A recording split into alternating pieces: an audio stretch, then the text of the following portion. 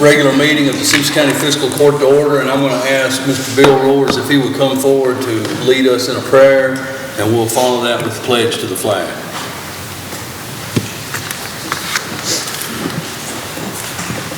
Let's pray together. Heavenly Father, we do thank you for this day, Lord, and as always, we want to thank you for the blessings of this day. Help us to recognize all our blessings, Lord, whether they just be outstanding or they just be a little something that blesses our day.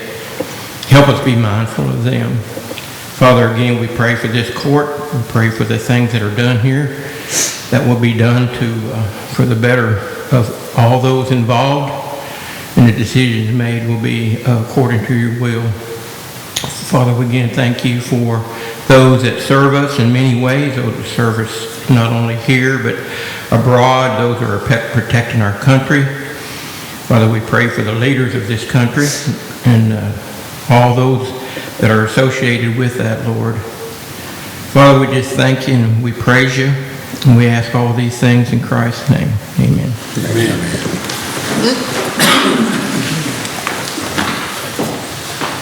I pledge allegiance to the flag of the United States of America and to the republic for which it stands, one nation, under God, indivisible, with liberty and justice for all.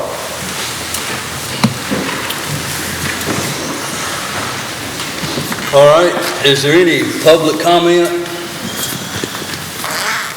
All right, we'll move right on into our regular business. Gentlemen, if you've had an opportunity to review the minutes from our November 5th regular meeting, I need a motion and a second to approve those minutes. So moved. Motion by Myron, second by Nate.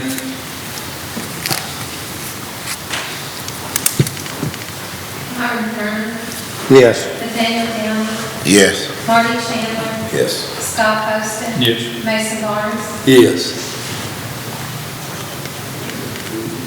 All right, next on the agenda is to review and approve the second reading and final passage of fiscal year 1920 budget amendment number 3, ordinance number 220.210. This was monies amended in from grants that we received. We had the first reading at our last meeting. We need a motion and a second to approve the second reading and passage. So moved. Motion by Myron, second by Scott. Myron Thurman. Yes. Scott Poston. Yes. Nathaniel Downey. Yes. Marty Chandler. Yes. Mason Barnes. Yes.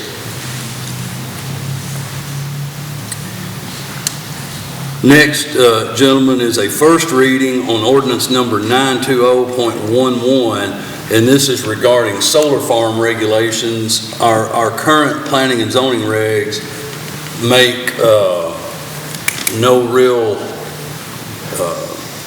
there's no place in there for such an animal, so to speak.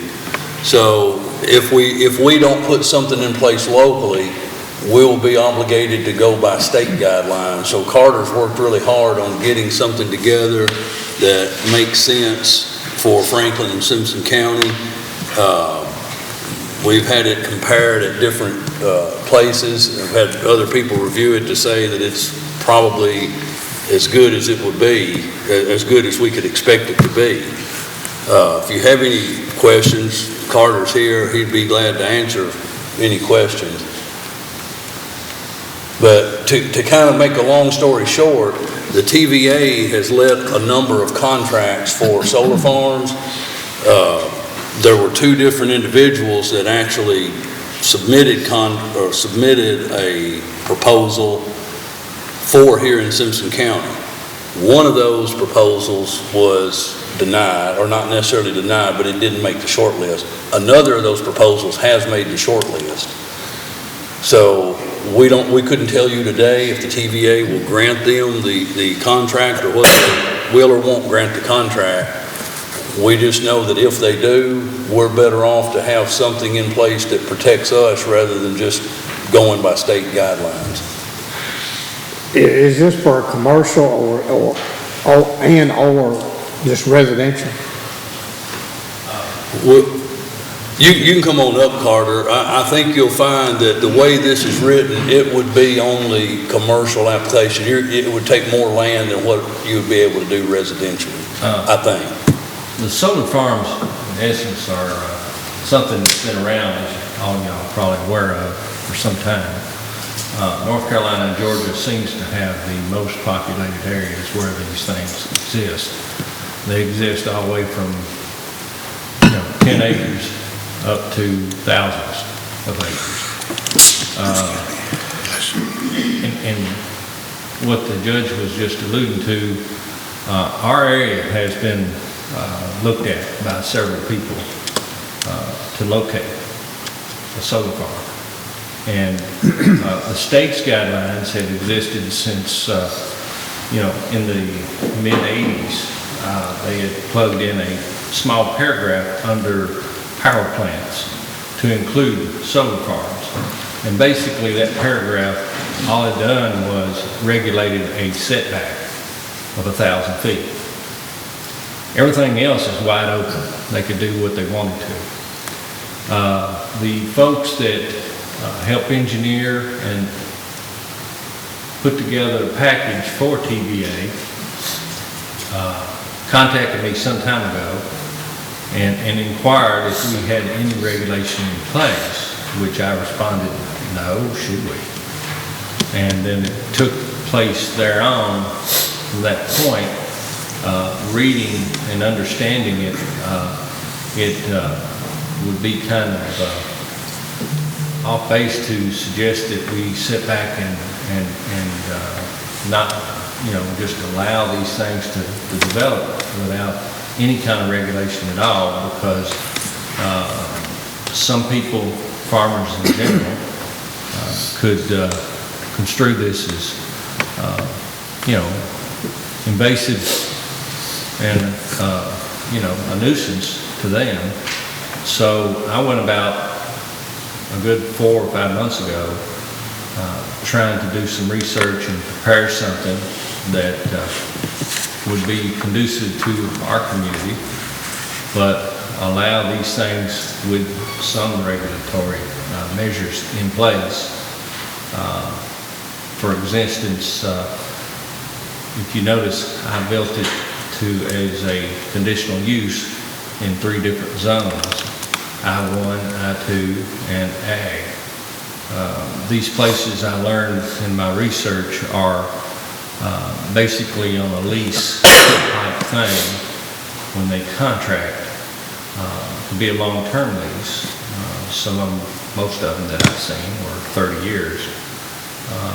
But I also included into that once the lease was up and the investors or the group, the capital investment group or whoever it is, the owners decide they don't want to renew the lease, or the buyer decides they don't want to renew the lease, then we have a mechanism in place to put the property back in its original state before it was ever installed. This stuff, as I understand it, are a series of I-beams that are drove into the ground, and then the appliances are placed on it. So it can be removed, but in this regulation, I believe, I don't have it in front of me, but as I recall, there's a mechanism in there where they post a bond of surety to have this stuff removed at the end of the lease, that it's not left there abandoned. So in terms of farmland, if this is on farmland, it can be removed and put back without a cost to the people to have it removed, and the land put back in production for those farmers. In an I-1 or I-2, the truth holds the same there if it just doesn't become abandoned. Also, there was some work done in landscaping and requirements and setbacks and those kind of things that the industry suggested that would be conducive to making the partnership when they locate here, for example, more pleasing to them and allow a working atmosphere amongst property owners in general areas where they would locate it. So this was, as our judge alluded to just a moment ago, accepted well by the commission. It was accepted well by the people we've been approached that put these things together. So that's why we have voted to recommend to the governing bodies that we include in our regulation book. So it will require a conditional use permit. Yes, sir. These parcels of land are not going to get zoned I-1 or I-2 to stay there. Right. No, Exactly. you will not be able to rezone a piece of property for this use. You would have to be in one of these zones and apply for a conditional use permit. And what was the size that the Planning and Zoning Commission settled on would be a minimum? A minimum was 10 acres. Yeah, so, because what you want to safeguard against there is someone buying an acre of land. Yeah. And you have little 1 acre things pop up all over. Because there will be a day, I don't know when that day will come, but there probably will be a day that you're going to see some industry that's going to want, attractive land, and they're going to want solar power right there at their facility. But you don't want every acre of ground dotted with. Yeah, I know there's companies, I've not been directly involved, but I know there's organizations out here right now that are looking at property close to substations and whatnot for solar farms. And all I want, and I think you got it, is a safeguard that property is not going to remain as I-1 or I-2, so that anything can come in after the fact. Right. And when we were first approached about this, actually we were approached about this, I don't even think I'd been in office too long when we got the first few calls, and Kenton and I pretty much tasked Carter with putting together something that would make sense for Franklin and Simpson County. And this has not been an overnight process, as Carter said. He's taken several months of research to figure out, what other communities are doing, what makes sense for us. And I think the Planning and Zoning Commission probably have talked about this at least, a half a dozen meetings? We've had 4 meetings. 4.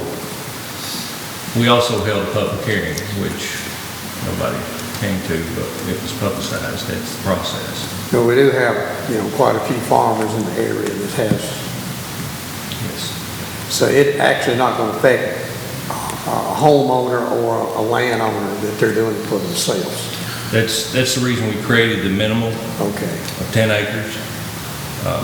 And of course, they could go up as high as 1,000 acres. But at the end of the day, this kind of keeps the farmers that would want to take up an acre of land behind the grain bins to run the blowers with the solar panels. I've seen that application in the county. Yeah. So therefore, what it allows us to do is that if they wanted to come here and put in one today, we don't have a way to be involved in it at all. It's kind of like they can just locate it. And you wake up one morning and then you get calls from various people, what is this? And by having this in place, you know what it is, you know what it's coming, you know what it's going to look like on paper. And also they can locate there with only a conditional use, which is a hearing in itself through the Board of Adjustments, and to get a permit to locate it. Under your setbacks here, you've got all your setbacks, but then at the bottom it says waived in writing by the abutting property owner. Does that mean even if they meet all the setbacks, they still have to have the adjoining property owner sign that? Well, in some cases where and this mostly in terms of agriculture, we recognize that there's a lot of fields that adjoin other property owners with no fencing or anything. It's just, and there's no right of way or anything through there.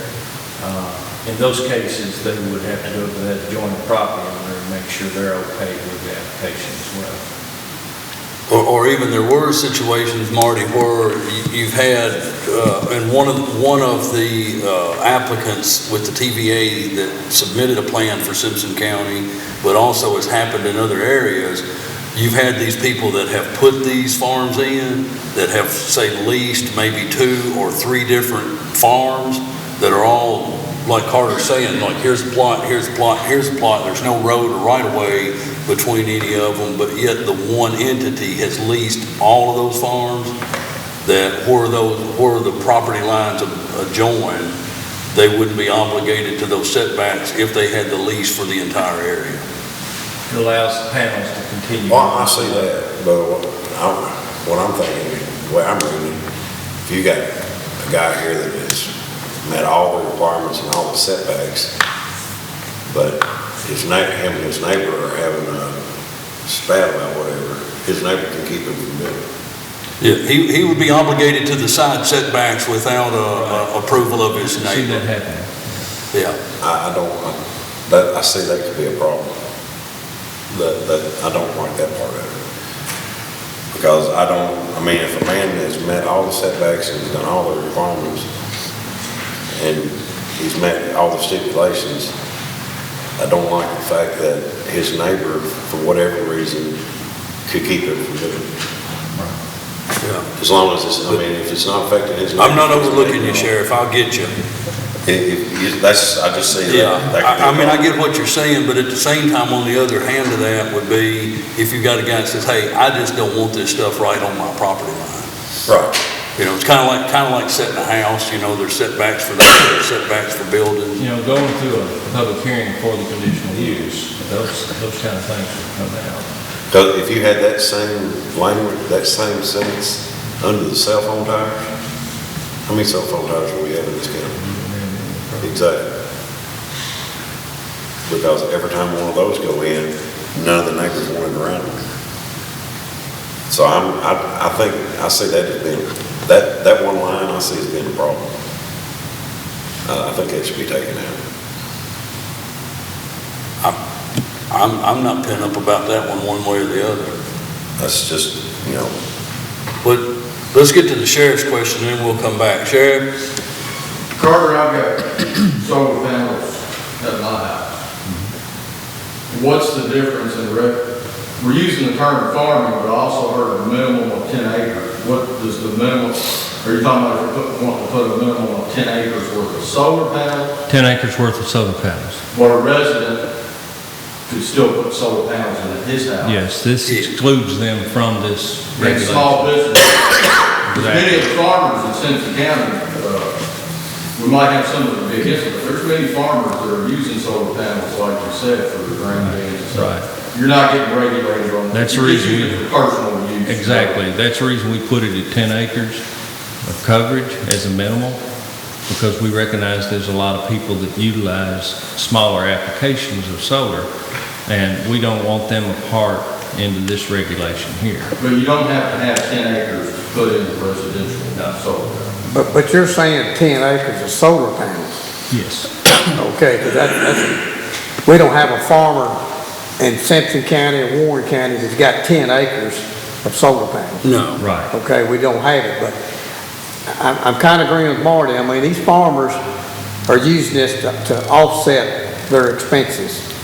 And I would not want to do anything to a farmer or a resident that would restrict.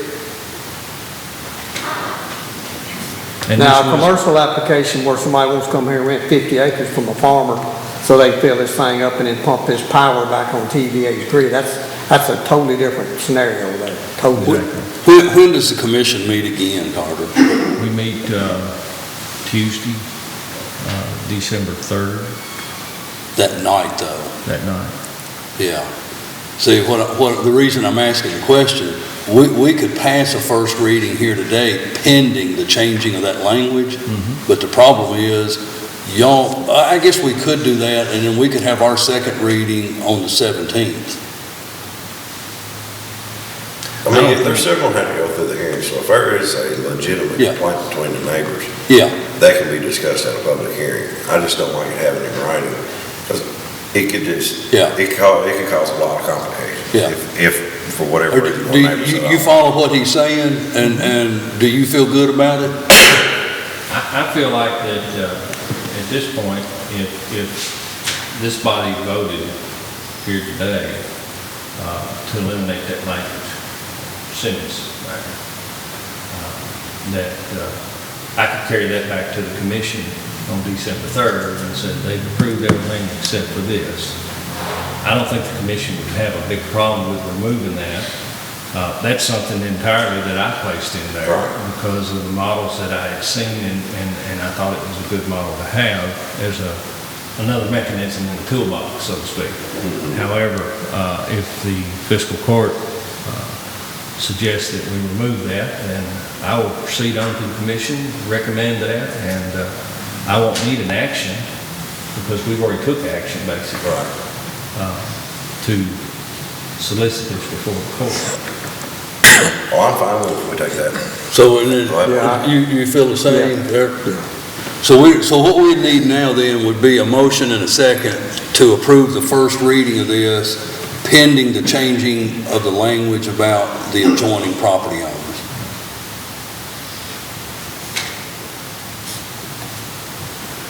I'm open for a motion.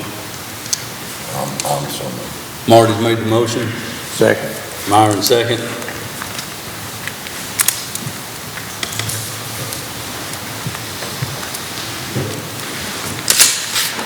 Marty Chandler, Yes. Marty Herman, Yes. Nathaniel Downey, Yes. Scott Poston, Yes. Mason Barnes. Yes. Next, gentlemen, are some board appointments that will be coming up here at the end of the year. We may have a few more of these to do at our next 2 meetings in December, but today we have, and I guess we'll do these individually by agency here rather than as a group, correct, council?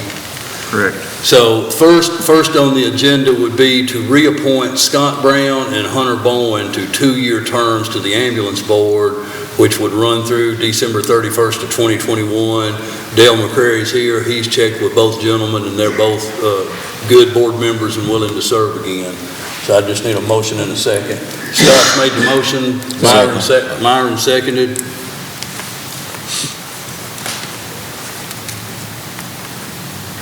Scott Poston, Yes. Marty Herman, Nathaniel Downey, Yes. Marty Chandler, Yes. Mason Barnes. Yes. Next gentleman to the Industrial Authority, Denny Griffin has suggested, and both of these gentlemen have agreed to serve, that Gary Brody and Steve Compton both be reappointed to 4-year terms that would run through, actually they would run through 7/31 of 2023. So moved. Myron's made a motion. Second by Scott.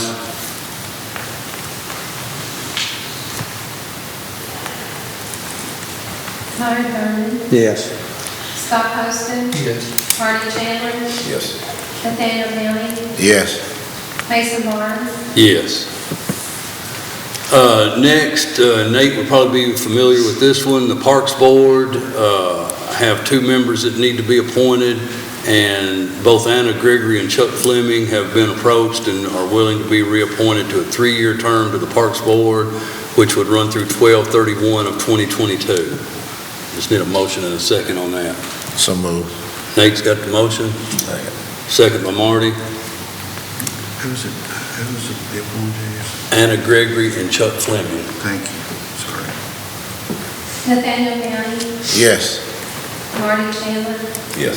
Scott Poston, Yes. Marty Herman, Yes. Mason Barnes. Yes. And finally, the Planning and Zoning Board of Adjustments, Chris Coomer was appointed to fill out the remaining term of an outgoing member on the Planning and Zoning Board of Adjustments, and he has agreed to be appointed to a full 4-year term, which would run through 12/31 of 2023. So I need a motion and a second to reappoint Chris Coomer to that board. So moved. Motion by Myron, Second. second by Nate.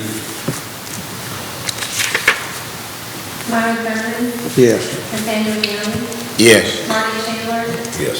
Scott Poston, Yes. Mason Barnes. Yes. All right, next, gentlemen, and some of y'all have heard this discussion. We may have talked about it briefly in the last meeting, but we've had some meetings. I know Myron was in a meeting at the Industrial Authority where we talked about this in a little more detail. And I know that the city has taken this up.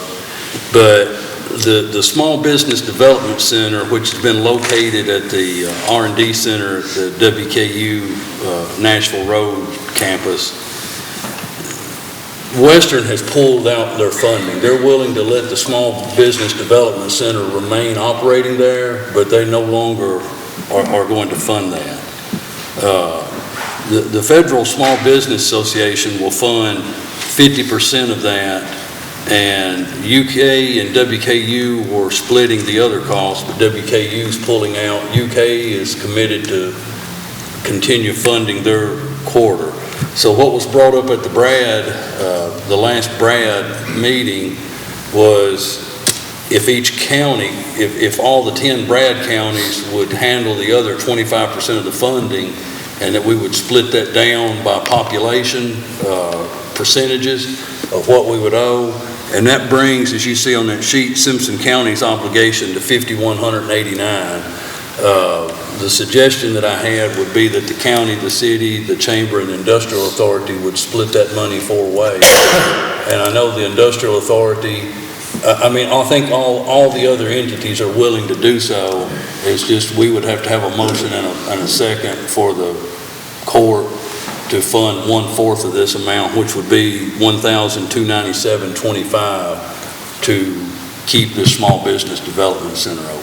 I have absolutely no problem with that, but do we need some kind of agreement in writing with the other 4 or other 3? Do we? I think if you're gonna count on them, yes, I think you're gonna need something more formal than a gentleman's agreement. Okay. That's what I was thinking. So I don't mind doing this at all, but do we need to have that in place before we do this? Or what if we? Because if we only vote to fund 1/4 of it, the 1,200 or something, we don't have anything in writing from the other 3 organizations, then all we've really obligated this court to is the 1,200 or something without getting it from them. Could we do that? And Sam, could you draft something that would just say what each entity's doing, and we could approve that at each of those board meetings? I guess I have to create some document. I don't know what we need, I just think we need something. I know we need more than saying that. And I think it could be something pretty simple. It should be. Yeah. What if, we're gonna make a decision based on 10 counties funding this. Yeah, I think. So if there's some counties that don't participate, then our money's gonna go up. Well, we do need to make this motion contingent upon the other 9 counties, and we discussed that in that Brad meeting, that, because of the 10 county judges, there were only 7 of us at that meeting, and we all, we were all kind of, hey, I think this is a good idea, but to the point that you guys are making, well, what if these others don't fund it? Then these numbers begin to change. Wouldn't want Warren County to pull out for certain. If Warren County pulls out, we might as well scrap the idea. Yeah. But I think, I know, this wasn't discussed prior to the last Chamber of Commerce meeting, so it has not been discussed there, although the Chamber is aware of it. I can't tell you where the city is at with it. It's probably on their agenda for Monday, but Myron can attest to, at the Industrial Authority meeting this past week, it was voted to agree to do their 4th. I think we could, and I think you're right, Marty, I think we could vote to do our 4th and get an agreement signed between the 4 entities pending the other 9 counties of the Brad committing likewise. So contingent on all 10 counties and Brad participating. Yeah, and having a document prepared to sign between the 4 participating entities in Simpson County. So it'd be county, city, industrial, I guess chamber. Industrial Authority and Chamber. Chamber, and industrial authority.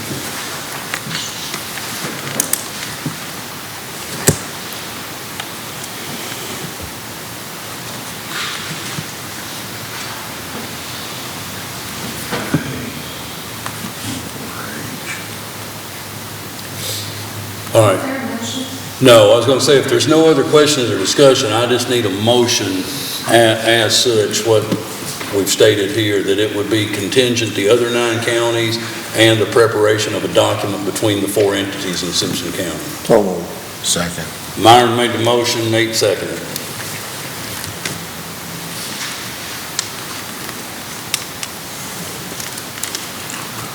Myron Kirkland, Yes. Nathaniel Downing, Yes. Marty Chandler, Yes. Scott Poston, Yes.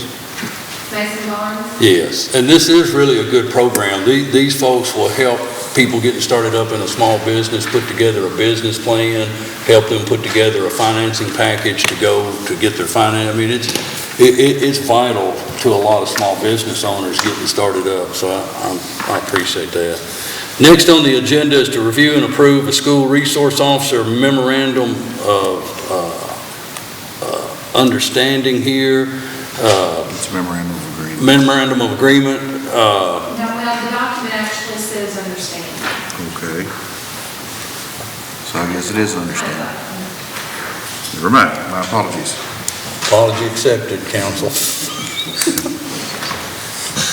But this is, the sheriff had some concern. He read over it, talked about it. There's nothing in there that really affects or changes anything that Simpson County or the Sheriff's Department is obligated to. It's basically, now here's where you can correct me if I'm way off here, counsel.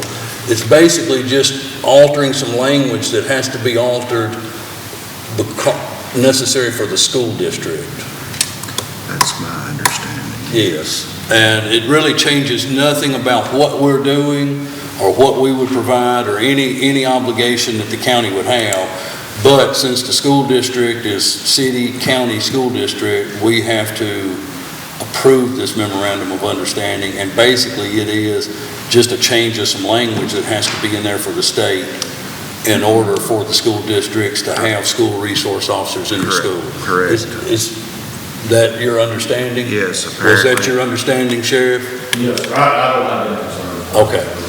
The only thing I've seen is they're not gonna provide a videographer. Do what? The only thing I've seen, they're taking out the videographer language. That's really it, because the first call, the main concern when they called was, does the school still video your court meetings? And I'm like, no, we do it in-house, so there's, That's the only thing I've seen that was taken yeah, I out. think there's a couple of words that are changed different but No, that's correct, they did take the they videographer. did take the videographer And out. honestly, when's the last time they had someone, It's been a while. it's Yeah, been a while.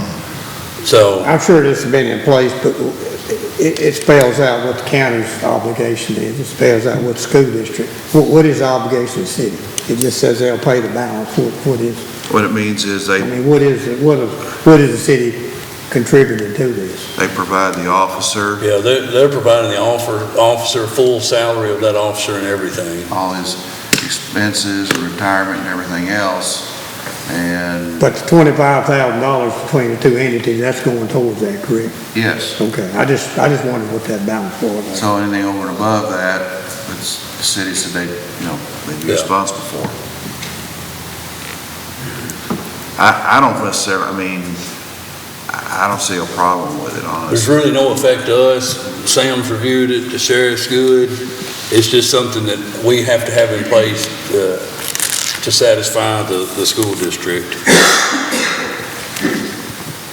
So if there's no questions, comments, or concerns, I'd need a motion and a second to approve this memorandum of understanding. So moved. Motion by Myron, Scott, second by Scott. Myron Kirkland, Yes. Scott Poston. Yes. Nathaniel Downing, yes. Marty Chandler, Yes. Mason Barnes. Yes. All right, this next one is a little bit of a task here. The community action, you guys, it should be included in your agenda. There's a list of the activity of community action and the things that they provide and functions they perform here in Simpson County. You can see that what they bring back to the community. Anyway, long story short, here's where they're at. They had a gentleman that was the director, he retired, they hired an individual to take his place. This individual failed to secure some of the funding that community action normally would secure, and also failed to pay several bills that community action was obligated to pay, not the least of which was the Kentucky Retirement System contribution for their employees. And to date, the Community Action of Southern Kentucky owes the state of Kentucky roughly $500,000, just in retirement money. I will say that with the penalties and stuff, they're going, that's Yeah, eating a and lot. this has nothing to do with any retirement increases. This is just plain and simple, they haven't paid the retirement for quite a while. With penalties and interest, that number has become pretty huge. And Dr. Butler, who had previously been the executive director, agreed to come back and straighten this mess out. Now, this is a gentleman that had no obligation to do anything because he was enjoying retirement, and he's come back to try to help straighten out a mess. Well, the problem is they've got to have this money, and what they're looking to do is get a KCO bond loan in the amount of $500,000. They have a piece of property right now, as you see, I think it's line number 2 in paragraph B. The PVA value on it is $300,000. It's been appraised at $334,000. They have a current offer of $270,000. They're going to counter that offer, but there's no real time frame in which all of that would take place. My point, all of that being, that money would be used to directly pay back on this bond payment. And then they have another piece of property, the 171 Center Street property, that has a PVA value of $1.1 million that currently has a bond loan of $215,000. Their plans are to list and sell that property. In the meantime, the only way with the money they owe the state and the condition that they've gotten in, the only way that KCO will do this bond loan will be if the 10 Brad counties will sign a guarantee in an amount of the percentage of the counties, again, kind of like the small business development centers, to guarantee this loan.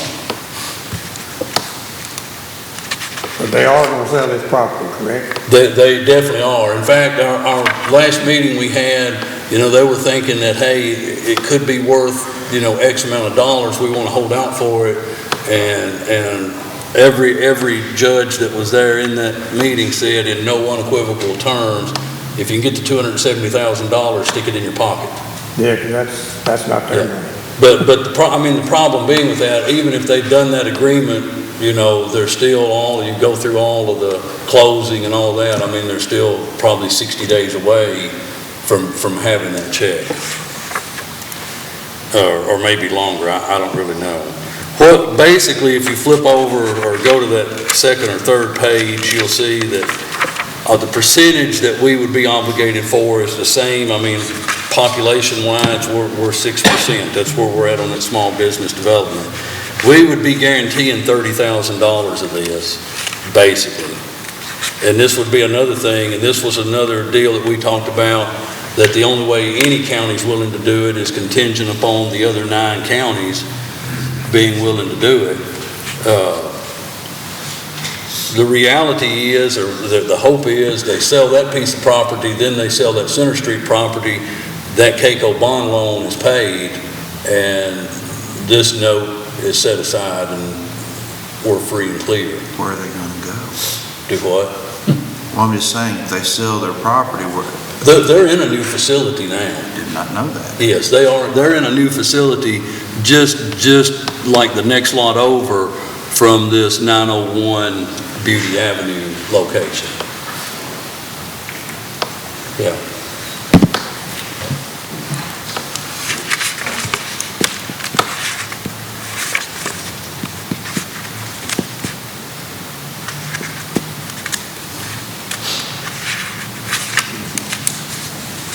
Moral to the story is first bill you pay every month is to the pension people, because they don't play around. Yeah. The other moral is you need to be sure you're hiring the right executive director when the longtime director retires. All that too, but I mean, anybody in any position, new or old, needs to make sure that the pension people are not forgiving at all. Yeah. So, I mean, I would do my best to answer any questions you have, but that's kind of in a nutshell what their situation is. How do you think the other 9 counties are going? Well, eight of the 10 of us were at that last meeting, and all 8 of us pretty much said that you hate to see community action in this kind of condition. I've not really known Dr. Butler long, don't really know him that well, but it speaks a lot to that man's character to be willing to come out of retirement to try to fix a mess that the individual who followed him put him in. And Dr. Butler said that he was committed to be there to make sure that this mess was straightened out. And we all pretty much gave the ultimate directive that, hey, you got the property, sell it. If we sign on to get this bond floated to get you out of hock with the state on the retirement part, get these pieces of property sold ASAP, get it paid off so that we come off of this guarantee. They can't back out of not selling the property. Do what? They can't back out of not selling the property. Well, I mean, the thing about it is every county judge is on that board, so we would tighten the screws down to say, hey, do it. The Hart County judge painted a really good picture for us at the last meeting, and it was, I won't elaborate on his discussion, but it was a nice picture he painted. Is Brad not an agency that could do this? I mean, just ask Brad. I don't know the answer to that question.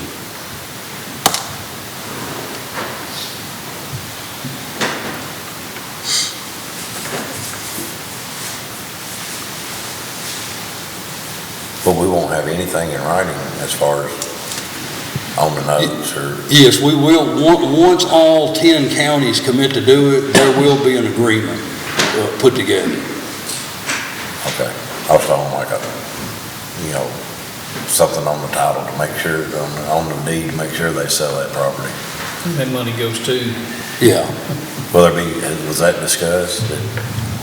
Yes, the discussion was absolutely that you sell this property and you get this bond note paid off ASAP.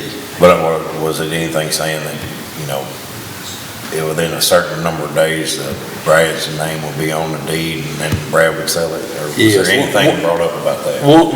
Once all 10 counties have agreed to be a guarantee, part of this agreement, that there will be an agreement put together then that's what's happening in all 10 counties, and part of that agreement will specifically state that the sale of these properties will be to settle this bond first and foremost. How quick are they needing this money? 6 months ago. I understand. I mean, it's...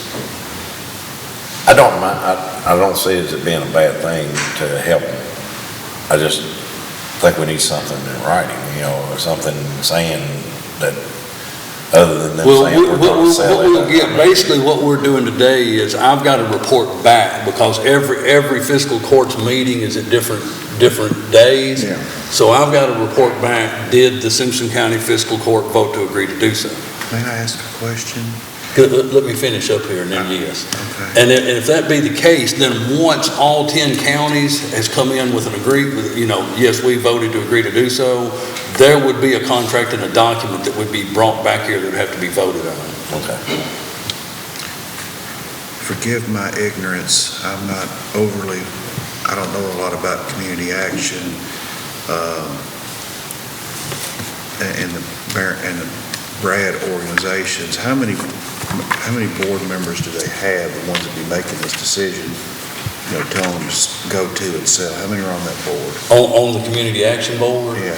Other than the 10 judges, I could not tell you an exact number. So we don't know how many are the 10 judges. I guess my question, the majority of the board members.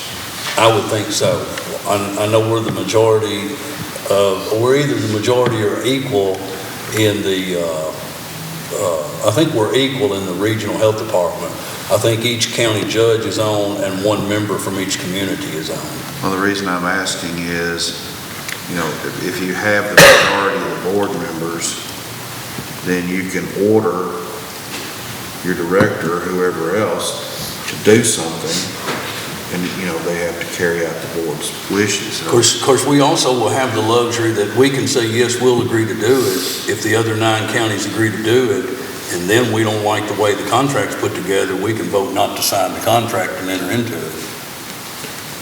They own this property themselves, correct? The Beauty Avenue property is owned mortgage-free. The Center Street property that has a PVA value of $1.1 million does have a $215,000 principal. So they got assets, won't they borrow the money themselves? I think because of the pension, the money they owe and some other things that has happened it's going to take a minute to get community action back on their feet. Let's just say this, if they take the $270,000 of the Beauty Avenue property and the roughly, what would that be, $850,000, $800 and some $1,000 on the other property, and they pay off this $500,000 or so in pension obligation, I think the other money's already eat up from some other bad. Is the Center Street property? Bond for 215 as well. Right. Is the Center Street property currently for sale? Yes. Because, I mean, this could drag out for months or years. It could. And we're obligated, 9, 10 counties being financially obligated.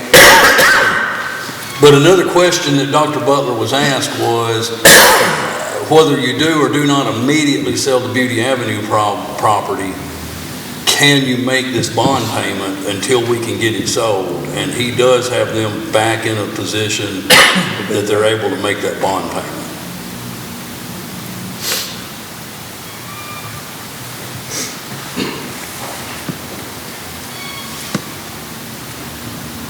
So they are able to make the bond payment? Yes.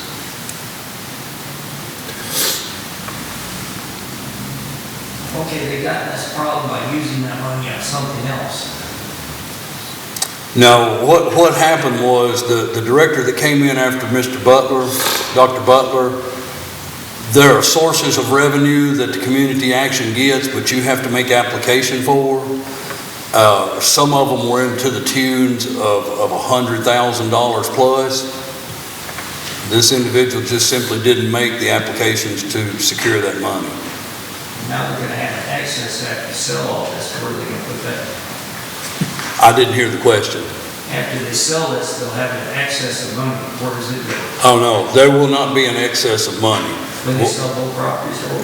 No, because not only do they have the pension obligation, this whole situation has gotten community action behind in several things.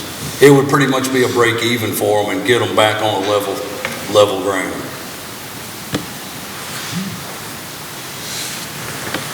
I guess what I don't understand, Mason, is that they borrowed this money to buy the Center Street property. I guess. Correct?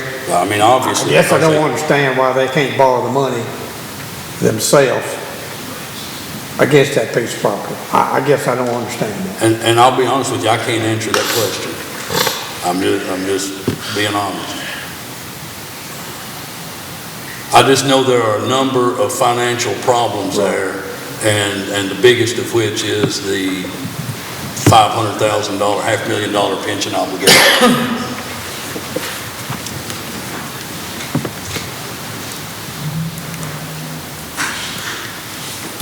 Well, I know they help people in this county, and I don't mind helping the community action because I know they have the property to sell. Yeah. If the contract that you bring back states that, you know, the property will be sold and this bond will be paid off first before any other bills are paid, language of that nature, I wouldn't mind doing it, but that's, Yeah, I I'm with you. wouldn't want them to, I wouldn't want to vote to help to secure them a bond, then them pay other things off first, and then that bond still be there. Absolutely. Because this will be carried on. And I can guarantee you this, neither myself nor any of the other judge executives of the other 9 counties would want that either. But this will be shown as a liability on our books too. It will be until it's paid off, that Right. $30,000. Yeah. And actually, that's all we're doing today. All we're doing today is making a vote to agree to, pending the other 9 counties and the contract that's put together. Okay. I'll make a motion. So Marty's got a motion that we would agree to comply pending the other 9 counties and the language of the subsequent contract. Second. Nate, second.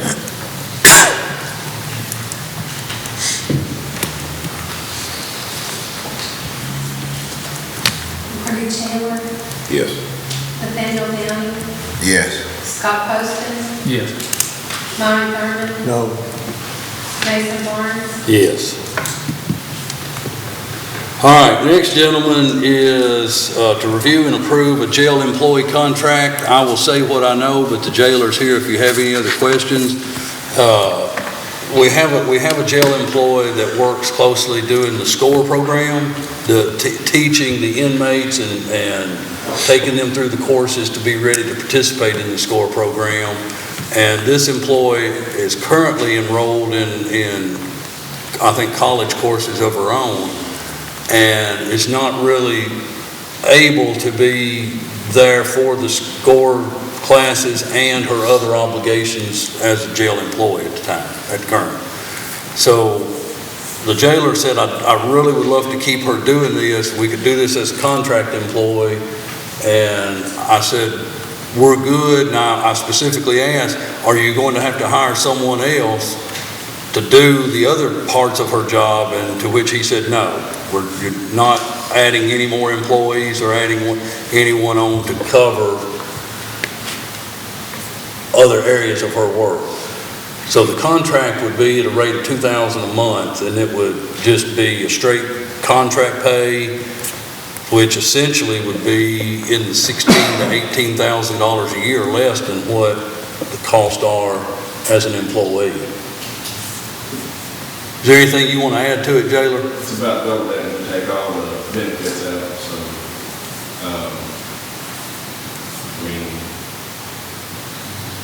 I don't think we need to give her up. I don't want to give her up. I can leave her just the way she is right now, and it's costing us X amount of dollars for insurance and benefits and, all the rest of it, but, she'll be on 1099, contracted to the county. We save the money, and we still get the service. And she's willing to move to this contract position, and you're not going to have to add employees to you cover. will not replace that employee. Let's keep growing, like. Yeah. So do y'all have any other questions about the contract or for the jailer? So there isn't any set amount of hours or set amount of inmates or set amount of anything that she does for this $2,000 a month? It's the production, and Marty, on the, Yeah, come on up.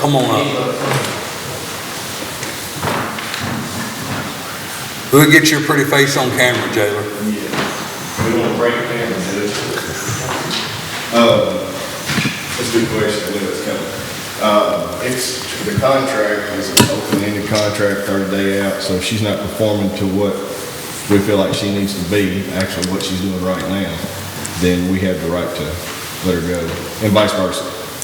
If she can't perform what we need her to do, then she has the right to exit. I just didn't know if there needed to be a set amount, because it just says a day-to-day basis, Well, on as needed, Right. on a day-to-day as needed basis.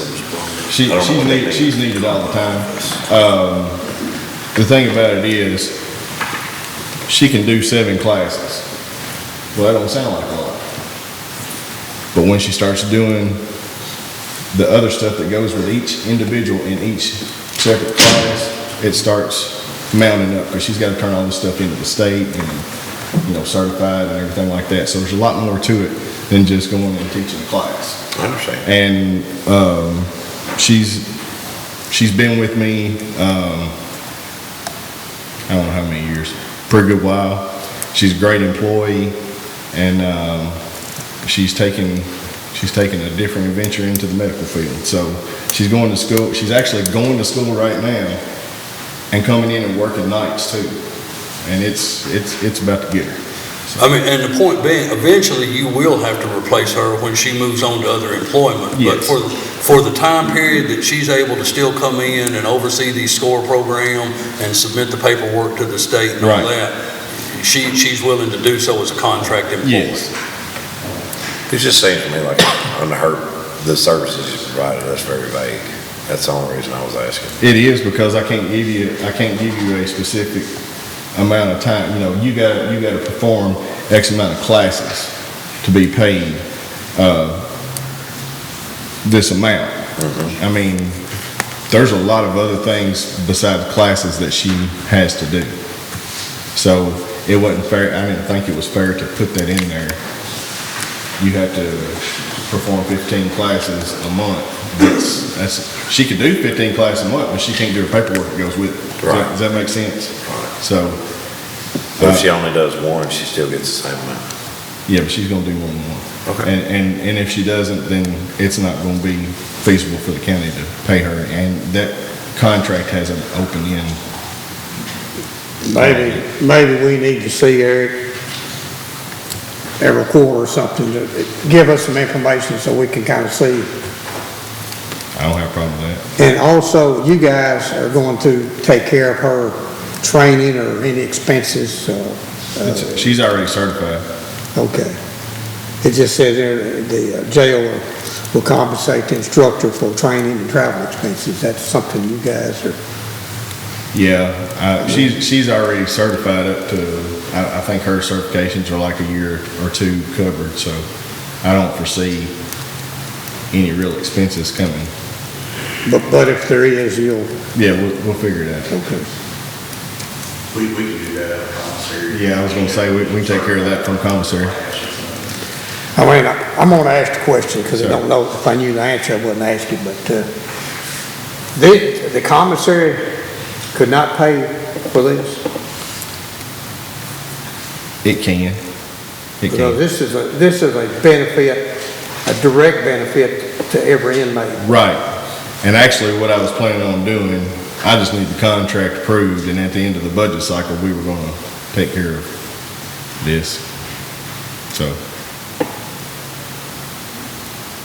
We were actually just sitting back there talking about that a while ago before this ever come up. I couldn't hear you. No. We were sitting back there talking about it before this ever came up. It was like, we'll just take care of this, but, to have her as contract employee, I still gonna have to have y'all's approval. So, am I understanding that this $2,000 a month will be paid out of commissary? Is that? It'll have to come through y'all, but I'll have to take care of it with y'all. Okay, Right. It'll come through us, but y'all. good. It's better all the time. Just like having your cake and eat it too, you know.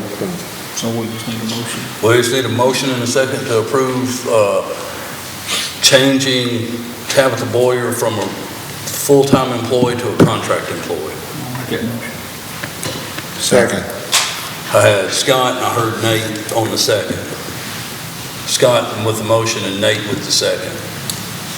Okay, how do I need to word this about the commissary and the payment? What? Just a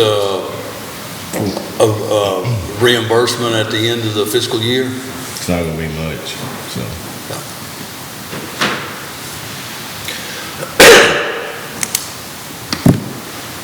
So it's going to be a reimbursement for the $2,000 a month, but it'll be paid at the end of this year. And did we determine, here we are in November, is this contract going to begin December 1? Will December be her first month? You don't wanna wait till January? We'll just go ahead and do it. We'll just go ahead and do it. That won't make your program look like in January.